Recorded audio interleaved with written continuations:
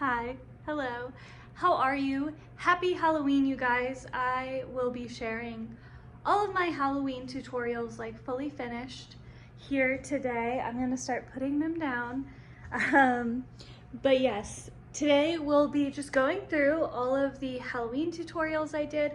I thought this would be like a fun, like different thing to do than just a traditional like, here's another tutorial of me going through all the different Halloween tutorials I made this year, including one from last year, and just kind of discussing them, think of how I did, what I could have changed and made better, and what I think you guys should put on your list to make next year or even today if you are looking for like a last minute spooky thing to get you in the mood for Halloween. So we're gonna get started, and I think I'm gonna start with like the accessories and sweaters. I had so many ideas this year, and unfortunately I just did not have the time to make them. That is just like how the cookie crumbles sometimes. We traveled a little bit, I worked a lot, and some crochet projects take a lot longer than others, so I just did not have the time. We'll start with one I technically didn't finish because none of the ends are weaved in. But this bear jack-o'-lantern slash, like, it was really inspired by Rilakuma. Here's like close-up of it. I like the colors, but this was a perfect example of I have a good idea but didn't know how to execute it. I don't think I did the greatest job executing it, and yeah, I just don't think it works that well. I should have made the strap longer, as you can see.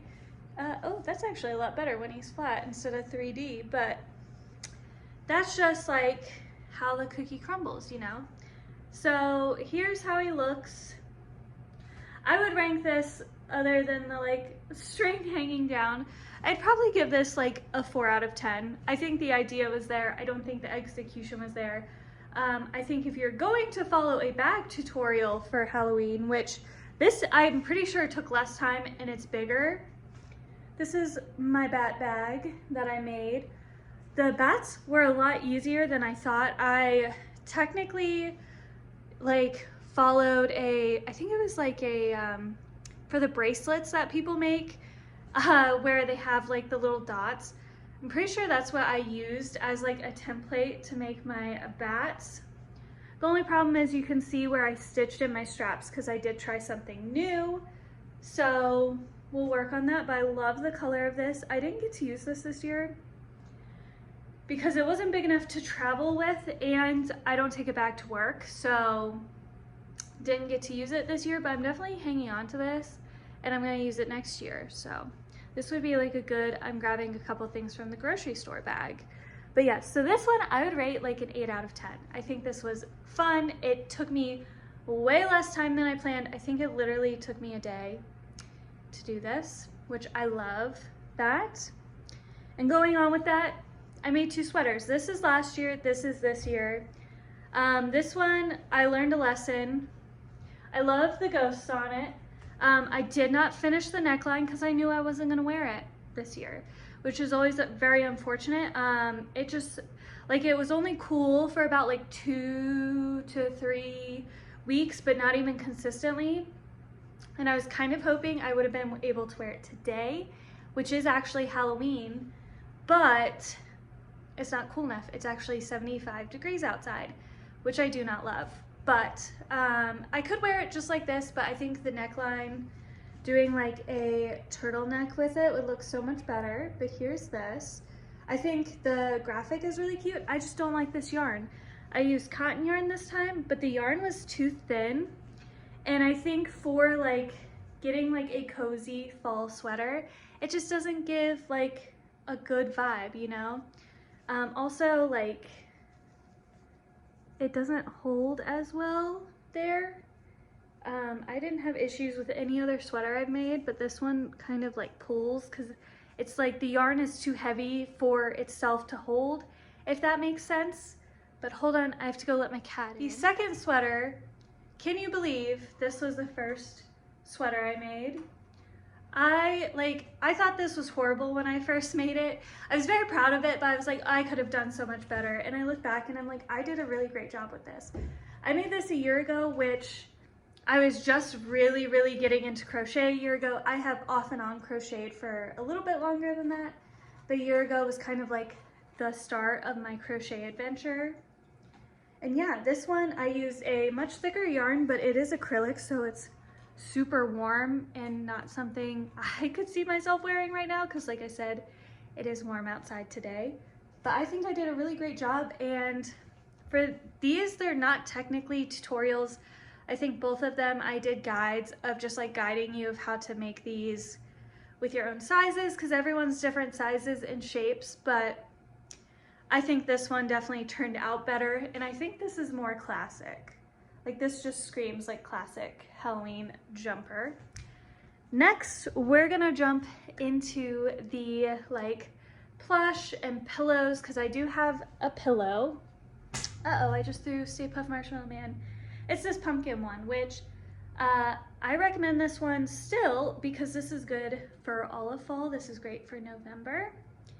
This one, unfortunately though, the seaming has like come off and I can't quite fix it yet, so I'm gonna have to get some fresh yarn to fix that. But yeah, this was a very easy one if you're looking for like just starting out with like fluffy yarn. This yarn was all from the Dollar Tree, so even better if you want to start getting a fluffy yarn pattern.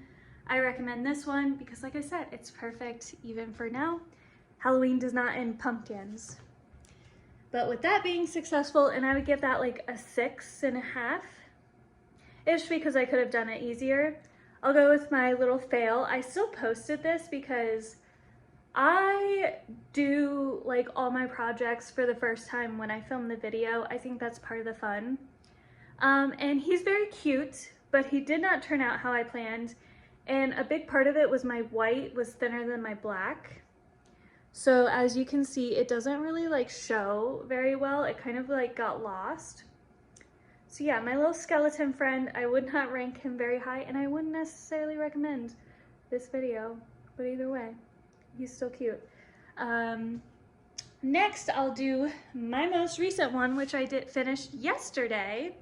This is posted right now, and this is another one that is a quick and easy one if you just want like to get in the spooky spirit and do a crochet project right now. And I think he's year-round, you know, you could definitely put him on a shelf all the time. Like, I could literally put him on this bookshelf, and I would hope that no one would judge me for having a little Frankenfrog out year-round. But he has like his little, he's missing an eye, he has the little thing around, he also has a seam down here because, you know, like you dissect frogs. I figured that would be like a good added detailing. He has his arms sticking out, he's very rotund and squishy. And yeah, I thought he was very cute. And I would say he's like an 8 out of 10 of 1. If you know how to do your magic ring and your circles, this should be a pretty easy project as well. So we'll move on to a bigger one. My biggest one, I think I've made of all of these. I don't think it's technically my biggest thing I've made, because I think height-wise it's the biggest, but like size-wise overall. This was a little bit of a fail because I ordered my yarn for pickup. The color of the other one ended up being like super pink. This is still like peach. So my witch slug did not work out with that one. So I exchanged it for this more like peachy color because it was the closest to orange my Michaels had. And if you can't tell, the black is a thicker than the orange. Didn't think about that when I bought it, so I didn't exchange the black for the thinner one. It is what it is, but that's kind of where the fail comes in, and I made his little tentacles too long. But either way, this is another super easy project. You can make a much smaller size of him and be done in like a couple of hours and still have like some spooky fun. And you don't even have to make him spooky. You can just take the witch hat. You cannot do the witch hat, and he'll be good for year round. Now we are starting to wind down. I have 2 projects left. we'll start with Spooky the Scarecrow, which probably, this honestly, I don't think was like my most time consuming per se, but he definitely like took the most thought of like planning out. He has the jack-o'-lantern head and kind of like the scarecrow face. He's got the hay sticking out, got a little overalls on, yes, and a little sweater. He's a larger size, and I would definitely say he turned out pretty good. I'm very proud of him. He's been sitting on like our entertainment center on our TV like all season long, but he's definitely a more difficult project. So I wouldn't say he's, excuse me, definitely not beginner friendly. Would definitely be something that's going to be a little bit more difficult, take a little more technique to him, especially like with all the detailings from here to the different tones and everything. But either way, like if you're looking for something kind of fun and a little spooky, I think he's great. And I definitely would recommend it if you, cause like I feel like we always see like the cutesy stuff. Sometimes it's kind of fun to add a little bit of like creepier looking ones, cause he is more of like a doll, which I like too. So yeah, it gives him a little more personality. And I'm going to finish on my last project, which was definitely my favorite. This is still my favorite thing I've made. Stay Puft Marshmallow Man. He just somehow turned out so good. His arms are a little short because I ran out of yarn, but that's okay. He has like a lot of little details. He has a little sailor hat, a little sailor costume. Once again, this was like a little bit more on the harder side, but I wouldn't say this would be necessarily as difficult as like Spooky the Scarecrow, but he's definitely more on the difficult side, just because there's like a lot of extra details, but I think he's definitely a doable thing for a lot of people. And once again, instead of, compared to Spooky the Scarecrow, instead of making him like creepy and scary, because I get Ghostbusters isn't like necessarily scary, but he's like the bad guy, I made him very friendly and huggable and lovable. And even though I've made quite a bit of other projects, he's still my favorite. I don't know why, he just really like his face just really holds like a special place in my heart. And I have to give him like a 9 out of 10. You can't give anything a 10 out of 10 because nothing's perfect. There's always room for improvement, and no matter how proud of it or how much you love it, you shouldn't sell yourself short, like no matter what, because you can always achieve whatever you want. And yeah, I'm not gonna get too into that, but that is all of my Halloween projects and kind of how I feel about them, a little discussion on them. I hope you guys enjoyed, and if you like this video or like this type of video, definitely let me know down below. If you have any crochet ideas you would like me to do, please let me know down below as well, because I would love to hear what people want from me. But I hope you guys have a great rest of your day. Bye!